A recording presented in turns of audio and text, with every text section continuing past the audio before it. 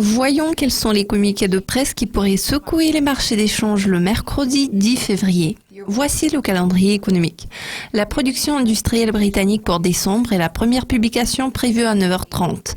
Le rapport de novembre est apparu beaucoup plus faible que prévu car une forte baisse dans la fabrication de machines a poussé le total vers le bas. Le président de la Réserve fédérale américaine, Janet Yellen, tiendra un discours étroitement surveillé à 15h GMT, où elle va faire une déclaration sur le rapport de politique monétaire semi-annuel devant la Commission des services financiers à Washington, D.C.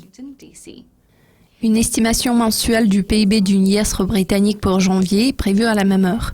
La version précédente, couvrant le quatrième trimestre de 2015, a noté un gain solide de 0,6%, tandis que selon l'estimation officielle du PIB du Bureau des statistiques nationales, ce chiffre est légèrement inférieur et se situe à 0,5%. Ensuite, à 19h, nous apprendrons la balance américaine du budget fédéral pour janvier. Le déficit budgétaire s'est creusé plus que prévu en décembre. En outre, un excédent d'1,9 milliard de dollars a été enregistré en décembre 2014. La Nouvelle-Zélande doit publier la performance de son indice de fabrication pour janvier à 21h30. L'indice a connu une forte croissance en décembre et se situe maintenant à son plus haut niveau en plus d'un an. Les attentes en matière d'inflation des consommateurs australiens pour février seront disponibles à minuit.